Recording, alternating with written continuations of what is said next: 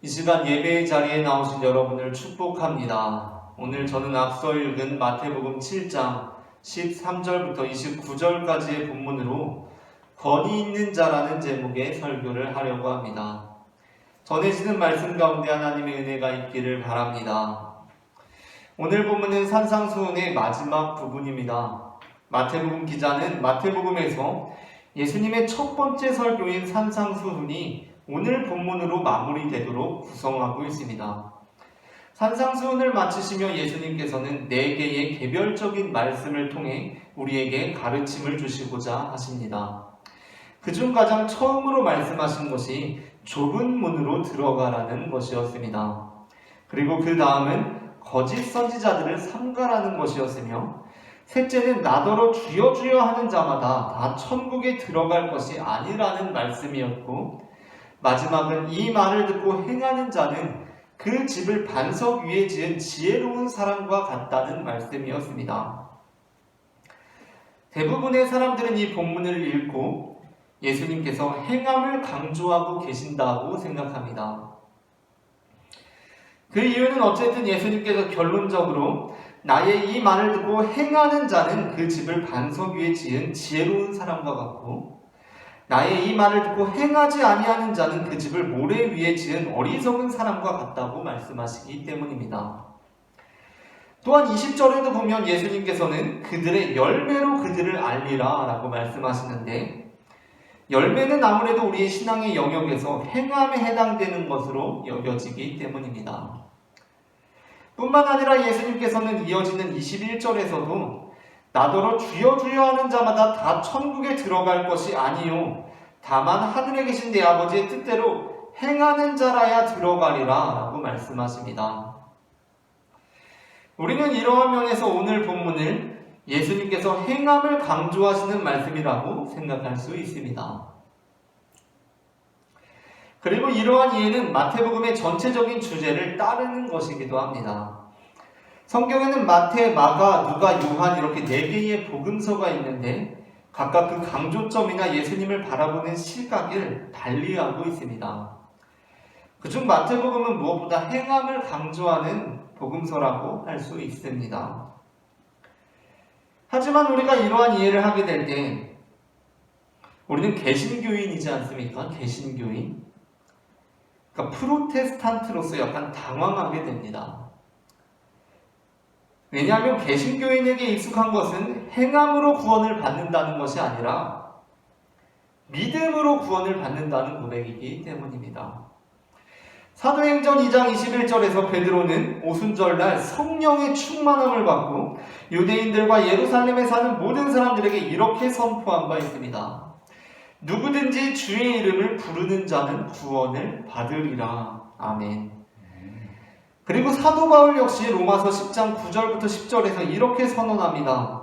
내가 만일 내 입으로 예수를 주로 시인하며 또 하나님께서 그를 죽은 자 가운데서 살리신 것을 내 마음에 믿으면 구원을 받으리라. 사람이 마음으로 믿어 의에 이르고 입으로 시인하여 구원에 이르느니라. 아멘.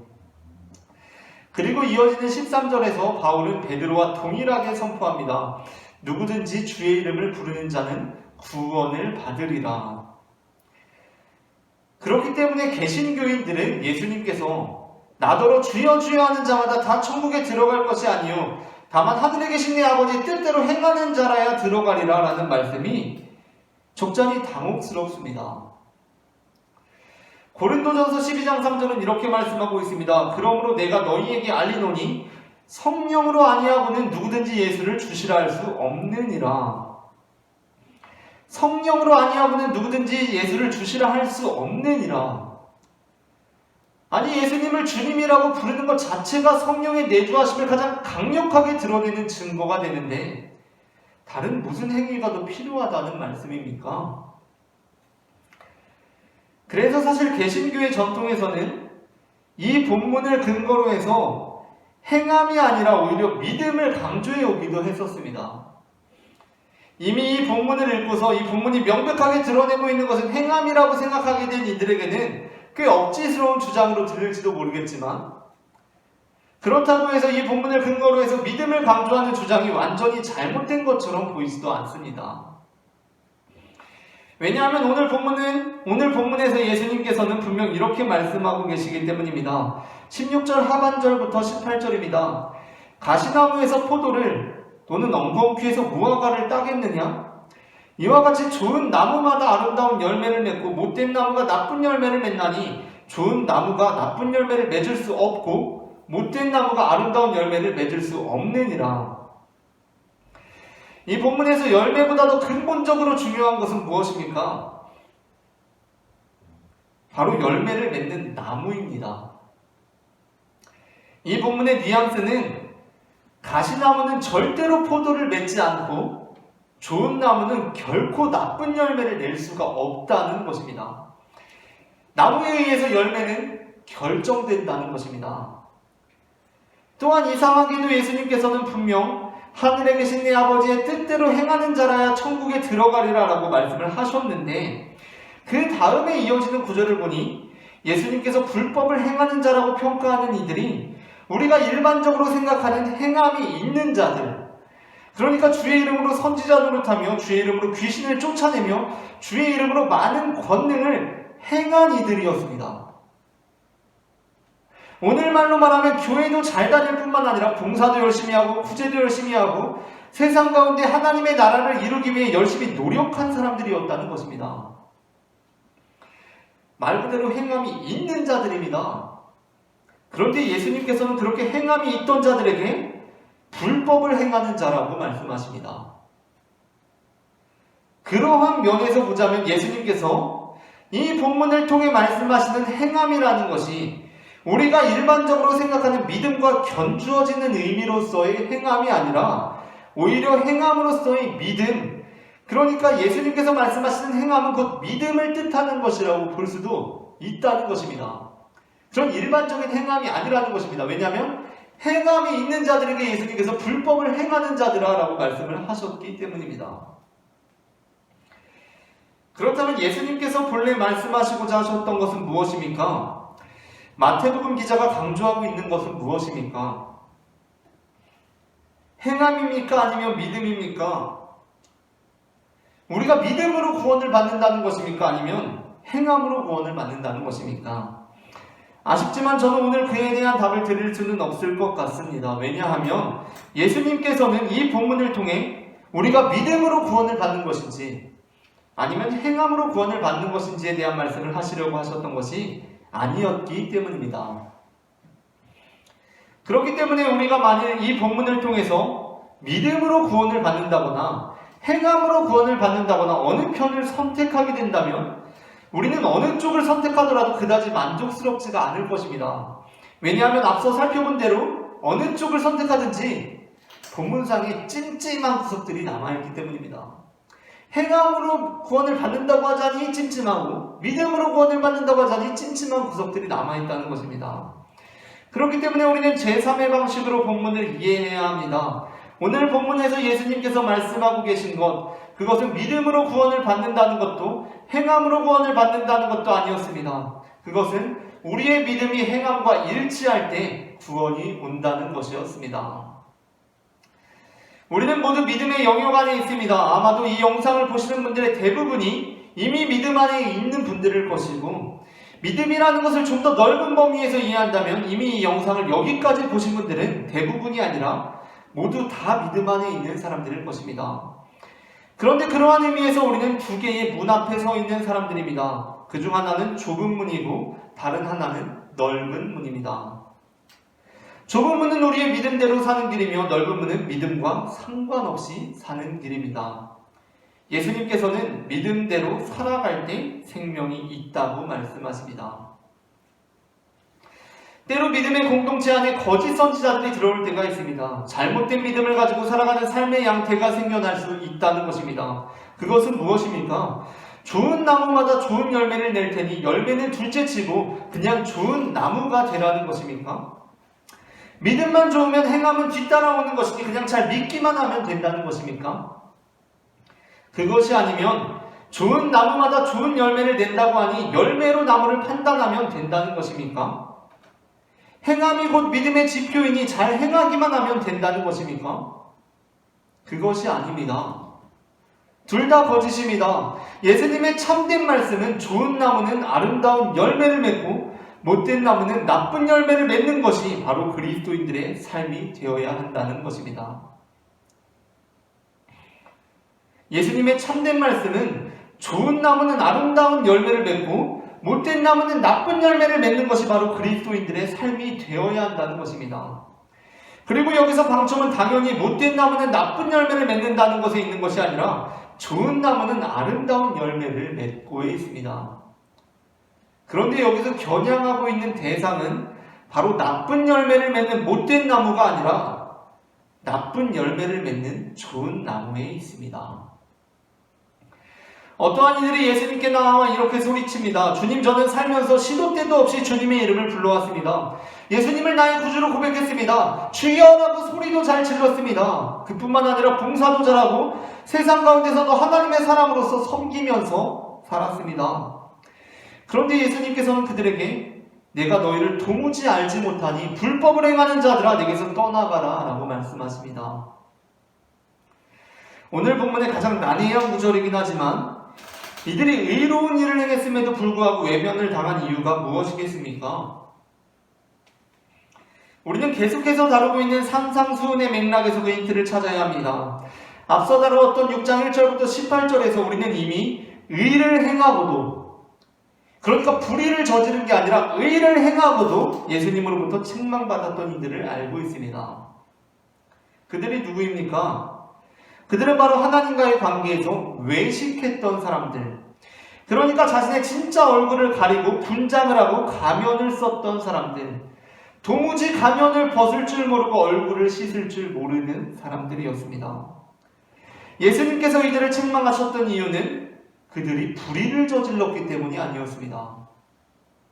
당연히 의를 행했다는 이유만으로 책망하셨던 것도 아니었습니다. 그 이유가 무엇이었습니까? 그들의 겉과 속이 나무와 열매가 달랐기 때문이었습니다. 마지막으로 예수님께서는 이 말을 듣고 행하는 자는 그 집을 반석 위에 지은 지혜로운 사람과 같다고 말씀하십니다. 반면 이 말을 듣고 행하지 아니하는 자는 그 집을 모래 위에 지은 어리석은 사람이라고 하십니다. 무엇보다도 이 부분은 오늘 메시지의 결론으로서 명시적으로 행함을 강조하고 있는 것처럼 보이는 구절입니다. 그래서 많은 이들이 바로 이 본문을 근거로 앞선 메시지들까지 다 싸잡아서 예수님께서 강조하시는 것은 행함이라고 결론 짓습니다. 물론 계속해서 말씀드리는 것은 행함이 중요하지 않다는 것이 아닙니다. 그러나 여기서 간과되는 것이 있는데 그것은 바로 집입니다. 예수님께서는 단순히 사람이 아니라 그 사람이 짓는 또는 소유한 집을 전제로 하고 있습니다. 그리고 그 집이 반석 위에 지어질 때 그가 안전할 것이라고 말씀하십니다. 그 집이 반석 위에 지어질 때 그가 안전할 것이라고 말씀하십니다. 어떤 이들은 이 본문을 근거로 믿음은 별로 중요치 않고 행함이 중요하다고 말합니다. 그렇다고 한다면 저는 그 사람이 집은 없이 그냥 폭우가 내리고 태풍이 몰아치는데 반석 위에 그냥 맨몸으로 서 있는 사람과 같다고 할 수 있을 것 같습니다. 그 사람이 그냥 맨몸으로 반석 위에 서 있는 것으로는 그 형편이 결코 안전할 수 없습니다. 그 상태는 모래 위에 집을 지은 사람보다 결코 더 나은 상태가 아닙니다. 그래서 여기서 우리가 놓치지 말아야 할 것이 바로 집입니다. 그러니까 예수님께서는 행함을 강조하시면서도 결코 믿음의 중요함을 간과하고 계시지 않는다는 것입니다. 그렇게 예수님의 산상수훈이 끝이 납니다. 예수님께서 말씀을 다 마치셨고 사람들은 예수님의 가르침에 놀랐습니다. 그런데 오늘 본문은 무리들이 놀란 이유에 대해서 이렇게 기술하고 있습니다. 29절입니다. 이는 그 가르치시는 것이 권위 있는 자와 같고 그들의 서기관들과 같지 아니함일러라. 예수님께서 가르치시는 것이 권위 있는 자와 같고 그들의 서기관들과 같지 않았다는 것입니다. 그렇다면 당시 서기관들의 가르침이 어떠한 것이었길래 그들의 가르침은 무리들에게 있어서 권위가 없었고 그와 대비해 예수님의 가르침이 권위 있는 자와 같았다는 것은 어떠했다는 것을 뜻하는 것입니까? 우리는 당시 서기관들의 가르침이 어떠한 점에서 권위가 없었는지 예수님의 말씀을 통해 살펴볼 수 있습니다. 마태복음 23장 1절부터 7절입니다. 마태복음 23장 1절부터 7절입니다. 이에 예수께서 무리와 제자들에게 말씀하여 이르시되 서기관들과 바리새인들이 모세의 자리에 앉았으니 그러므로 무엇이든지 그들이 말하는 바는 행하고 지키되 그들이 하는 행위는 본받지 말라. 그들은 말만 하고 행하지 아니하며 또 무거운 짐을 묶어 사람의 어깨에 지우되 자기는 이것을 한 손가락으로도 움직이려 하지 아니하며 그들의 모든 행위를 사람에게 보이고자 하나니 곧 그 경문띠를 넓게 하며 옷수를 길게 하고 잔치의 윗자리와 회당의 높은 자리와 시장에서 문안 받는 것과 사람에게 랍비라 칭함을 받는 것을 좋아하느니라. 3절의 마지막 부분입니다. 그들은 말만 하고 행하지 아니하며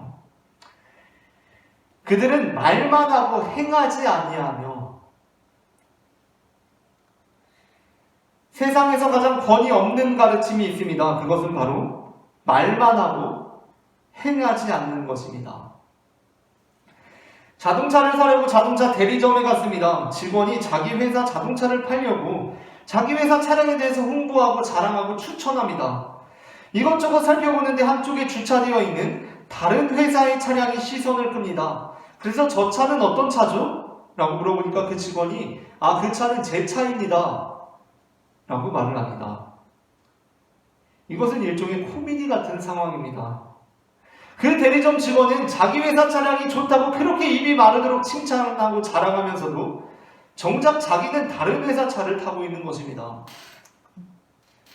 정의를 말하는 정치인이 불의를 저지르고 평등을 말하는 사상가가 상위 계급에 속해 있으며 성적 순결을 강조하는 목회자의 성추문이 드러나고 청년들의 내면화된 패배주의와 절망감을 공감한다는 멘토가 금수저 출신이고 아니 무슨 사정이야 있었겠지만 환경운동가가 일회용품을 사용하는 사진을 찍히고 판사의 망치와 목수의 망치가 동등해야 한다고 말하는 대중 강연자가 2시간 강의료로 1,000만 원이 넘는 금액을 받는 것을 보면서 하루 종일 행사 진행을 하고 10만 원, 20만 원 받는 코미디언이 녹초가 된 몸을 이끌고 집을 돌아가며 이렇게 탄식합니다. 이것이야말로 진짜 코미디가 아닌가. 판사의 망치와 목수의 망치가 동등해야 한다고 말하는 대중 강연자가 2시간 강의료로 1,000만 원이 넘는 금액을 받는 것을 보면서 하루 종일 행사 진행을 하고 10만 원, 20만 원 받는 코미디언이 녹초가 된 몸을 이끌고 집에 들어가며 이렇게 탄식합니다. 이것이야말로 진짜 코미디 아닌가. 그렇다면 예수님의 가르침에 권위가 있었던 이유는 무엇이겠습니까? 예수님께서 그런 말씀들을 하시는데 예수님께서 정말 그러한 사람이셨던 것입니다. 그러니까 예수님의 믿음을 말이라고 다시 적고 그 행함을 존재라고 다시 적는다면 이렇게 다시 기술할 수 있을 것 같습니다. 우리가 예수님의 가르침에 놀란 이유는 예수님의 가르침, 그러니까 그 말과 그 존재가 밀접하게 연결되어 있었기 때문이었다는 것입니다. 그러니까 예수님의 말씀이 예수님의 존재와 따로 떨어져 있지 않았다는 것입니다. 우리가 앞서 다루었던 산상수훈에는 물론 예수님의 독특하고 독창적인 가르침들이 있지만 더러는 이미 유대 랍비들이 했던 말들도 있고 바리새인들이나 서기관들이 비슷하게 했던 말들도 포함되어 있다고 합니다. 또 우리가 오늘이라는 미래적인 관점에서 이 본문을 보면 다른 위대한 사상가들이나 다른 종교의 성인들이 했던 말과 이 산상수훈이 비슷한 면도 없지 않습니다. 그런데 그럼에도 불구하고 그 가르침을 듣고 우리가 놀랐던 이유, 그것은 다른 어느 누구보다 예수님의 가르침이 권위 있는 자와 같았기 때문인데 그것은 예수님의 말씀이 그의 삶과 연결되어 있는 정도가 다른 누구보다 밀접했기 때문이었다는 것입니다. 먹을 것, 입을 것이 부족해서 먹을 것, 입을 것을 다 빼앗겨서 고통당하고 살아가고 있는 이들에게 그래서 먹을 것, 입을 것의 문제에 매몰되고 그저 그것에 허덕이며 살아가고 있는 이들에게 어떤 사람이 먹을 것, 입을 것의 문제를 해결하기 위해서는 우리가 먹을 것, 입을 것의 문제에 집착하는 것이 아니라 하나님의 나라와 하나님의 의를 구해야 한다고 말합니다. 티에 집착하지 말고 들보를 빼야 한다고 말합니다. 그래서 당장 먹고 사는 거 걱정하기도 바쁜데 그게 무슨 뚱딴지 같은 소리냐며 그 사람을 쳐다보는데 그 역시도 나와 똑같이 먹을 것, 입을 것을 다 빼앗겨서 고통당하고 있는 한 사람입니다. 그런데 그가 먹을 것, 입을 것에 허덕이며 살아가고 있는 나와는 달리 이렇게 말합니다. 먹을 것, 입을 것의 문제를 해결하기 위해서 우리가 먹을 것, 입을 것의 문제에 집착하는 것이 아니라 하나님의 나라와 하나님의 의를 구하며 살아야 한다. 먹을 것, 입을 것의 문제를 해결하기 위해서는 우리가 먹을 것, 입을 것의 문제에 집착하는 것이 아니라 하나님의 나라와 하나님의 의를 구하며 살아야 한다. 당연히 먹을 것, 입을 것 충분한 사람이 이 말을 하면 그것은 거짓말입니다. 그리고 자기는 먹을 것, 입을 것을 따로 뒤에 챙겨놓고 마치 나와 똑같은 형편인 것처럼 가장해서 이 말을 한다면 그것은 나쁜 말입니다. 그런데 이분은 아닌 것입니다. 그렇기 때문에 무리들에게 이분이 권위 있는 자로 보였다는 것입니다. 이분은 아닌 것입니다.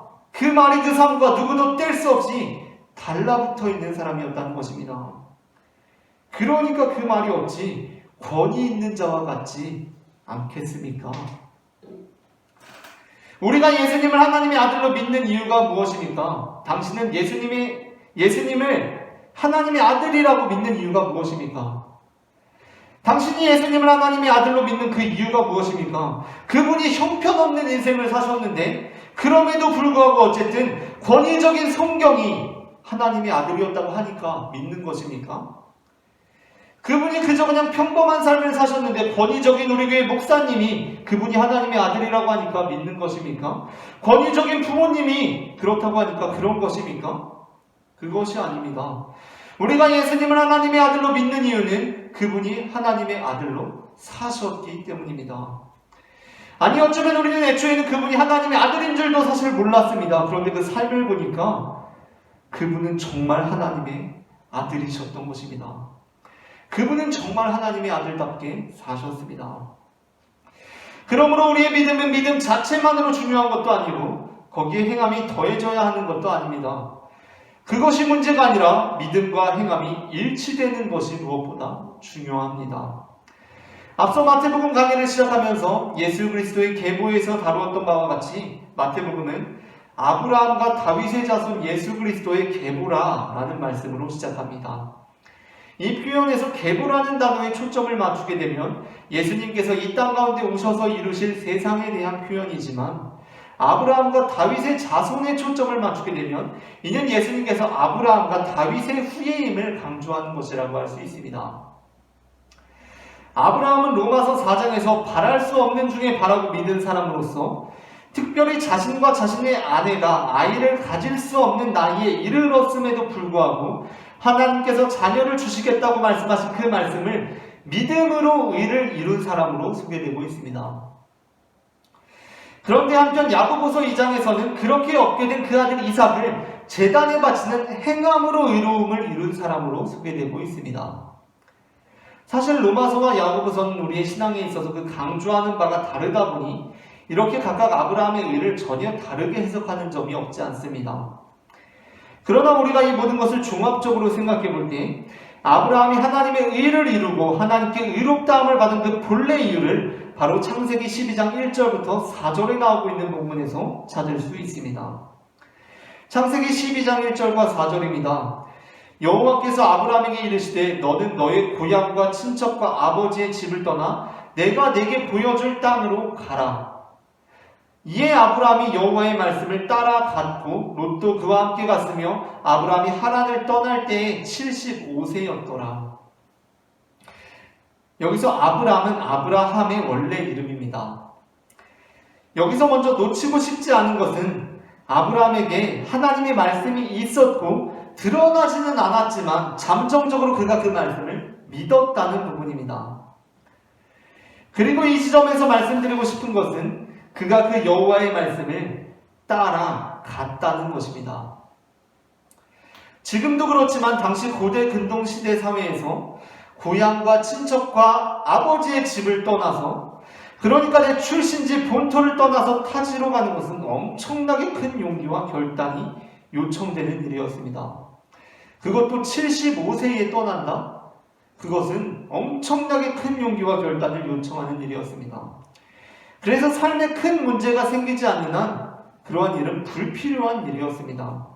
그런데 아브라함은 그 말씀을 듣고 그 말씀을 따라서 갑니다.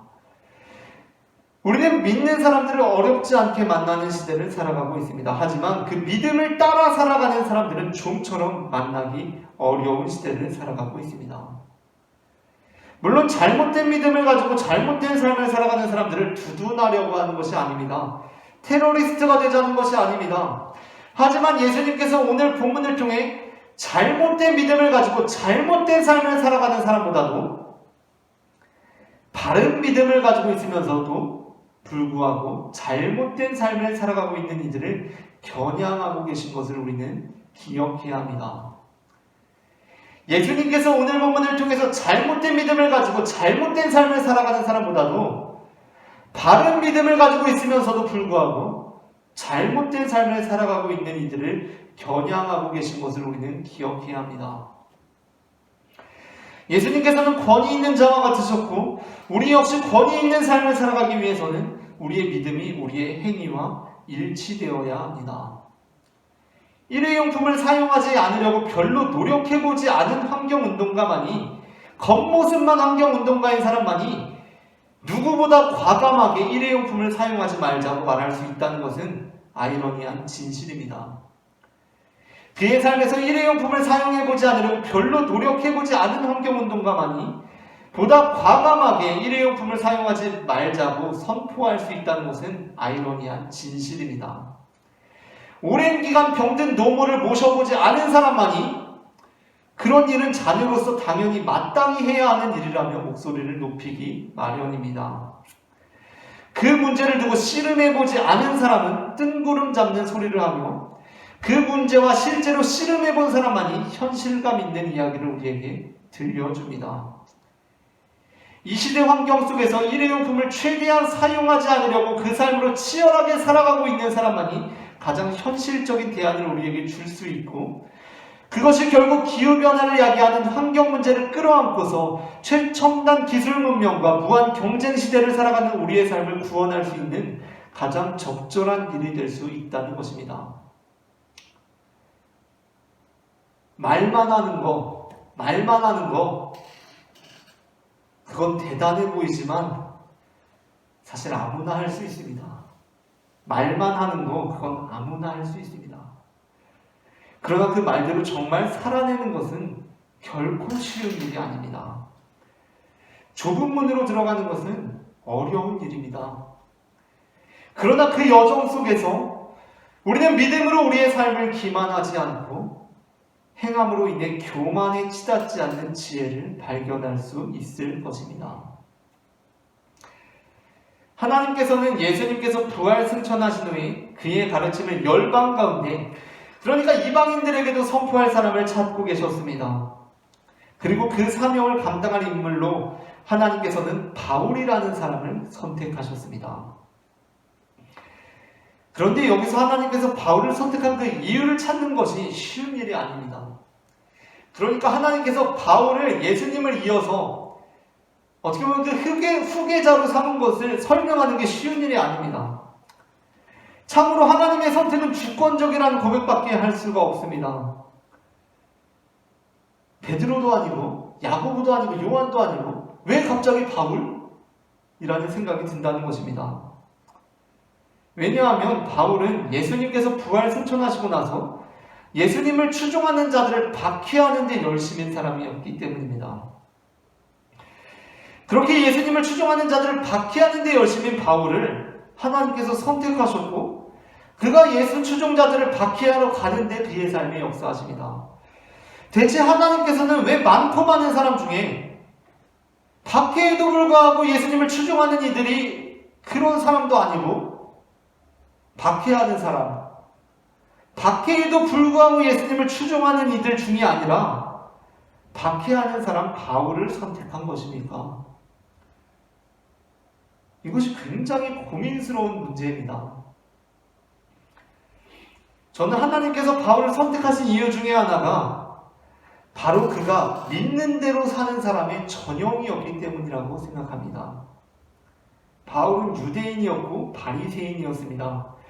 그런데 그는 바리새인 중에서도 믿는 대로 사는 사람이었습니다.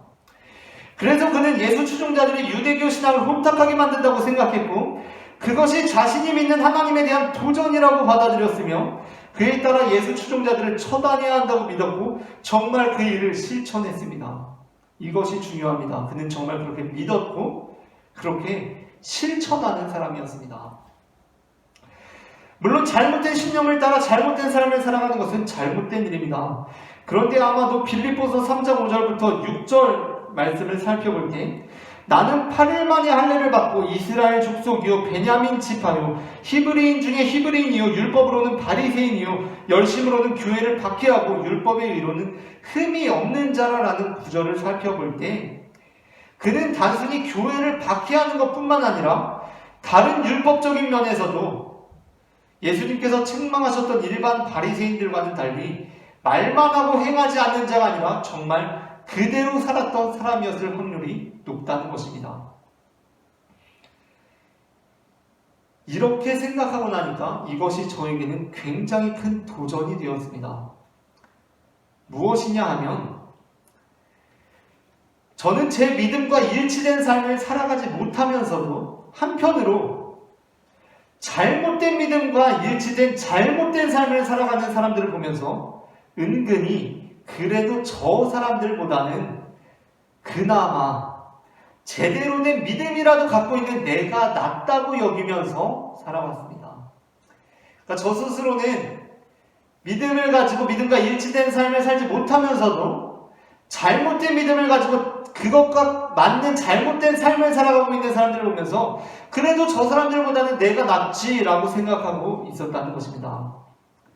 그런데 이렇게 생각하고 나니까 하나님의 입장에서는 아닐 수 있다는 것입니다. 하나님께서는 아닐 수 있다는 것입니다. 아니, 아닌 것 같습니다. 하나님께서는 포도나무면 포도 열매를 내고 무화과 나무면 무화과 열매를 내는 사람을 못된 나무에서 좋은 나무로 변화시키는 데에는 주저함이 없으신 것 같습니다. 왜냐하면 그가 좋은 나무만 되면 아름다운 열매를 낼 것이 눈에 보이기 때문입니다.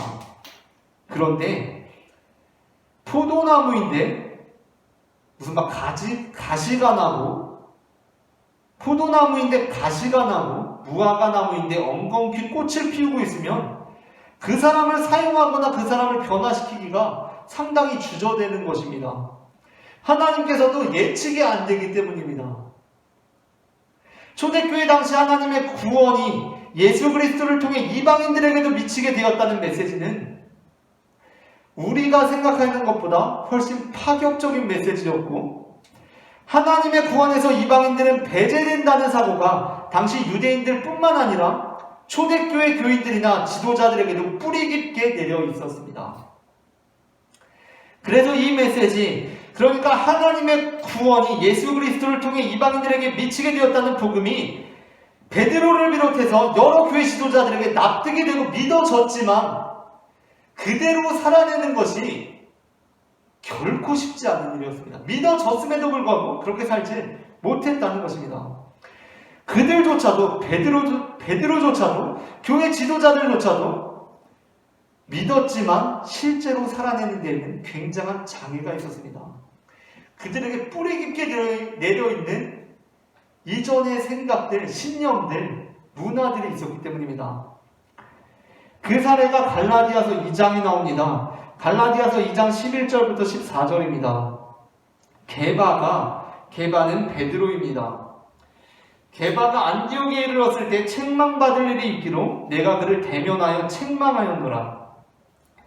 야고보에게서 온 어떤 이들이 이르기 전에 게바가 이방인과 함께 먹다가 그들이 오매 그가 할례자들을 두려워하여 떠나 물러가매 남은 유대인들도 그와 같이 외식함으로 바나바도 그들의 외식에 유혹되었느니라. 그러므로 나는 그들이 복음의 진리를 따라 바르게 행하지 아니함을 보고 모든 자 앞에서 게바에게 이르되 내가 유대인으로서 이방인을 따르고 유대인답게 살지 아니하면서 어찌하여 억지로 이방인을 유대인답게 살게 하려느냐 하였노라. 바울이 이렇게 기록하고 있습니다. 바울이 베드로가 안디옥에 이르렀을 때 책망받을 일이 있어서 바울이 베드로를 책망했다고 합니다. 어떠한 일이냐면 베드로와 유대인들, 이미 이방인들에게도 복음이 전해졌고 그들도 구원의 공동체가 된다고 믿었던 자들이 이방인들과 함께 공동체를 이루고 있다가 다른 유대인들이 오니까 마치 그렇지 않았던 것처럼 행하기 시작했다는 것입니다. 무슨 말씀입니까? 베드로라든가 일부 유대인들 그리고 바나바까지도 그들은 이방인들에게도 구원이 미친다는 것을 믿었기 때문에 그들과 한 공동체로서 함께 식사를 하고 있었는데 전통을 고수하는 야고보파 사람들이 오니까 거기서 생기게 될 갈등이라든가 문제들을 두려워해서 이방인들과 한 공동체를 이루지 않은 것처럼 행세했다는 것입니다. 믿음과 행함이 일치되는 것이 이렇게 어렵습니다.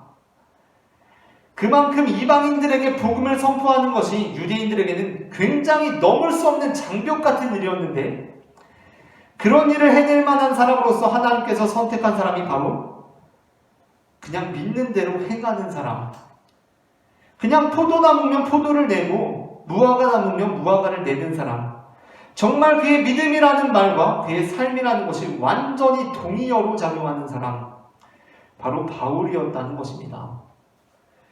그러므로 우리가 만일 하나님의 나라를 믿는 사람들이라면 우리는 하나님 나라 백성답게 살아야 합니다. 하나님 나라를 믿는다고 하면서도 하나님 나라 백성답게 살지 못할 때 우리는 하나님 나라를 믿지도 않고 하나님 나라 백성답게 살지도 않는 자들보다 결코 좋은 처지에 있는 이들이 아닙니다. 믿음만 강력하고 삶이 무너진 인생은 자기 믿음의 강력함만을 믿고 그것에 매몰됩니다. 그렇게 착각 속에 환각 속에 살아갑니다. 악한 영은 그것을 조장합니다. 하지만 우리가 우리의 믿음과 우리의 행함이 일치를 이루기 위해 살아갈 때 우리는 그 안에서 구원을 경험하는 것입니다. 하나님께서는 오늘 이 시대에도 바로 그러한 사람을 찾고 계십니다. 예수님 같은 사람, 바울 같은 사람, 포도나무면 포도를 내고 무화과 나무면 무화과를 내는 믿는 대로 사는 사람, 그 좁은 길을 가는 사람, 그 사람을 통해 하나님께서는 일하십니다. 이처럼 하나님께서는 우리가 믿음만이 아니라 행함만이 아니라 바른 믿음 안에서 바른 삶이 일치를 이루며 살아가기를, 그렇게 예수님처럼 살아가기를 원하시는 분임을 저는 마태복음 7장 13절부터 29절 본문을 근거로 고백합니다. 오늘 전해진 말씀 가운데 하나님의 은혜가 임했기를 바랍니다.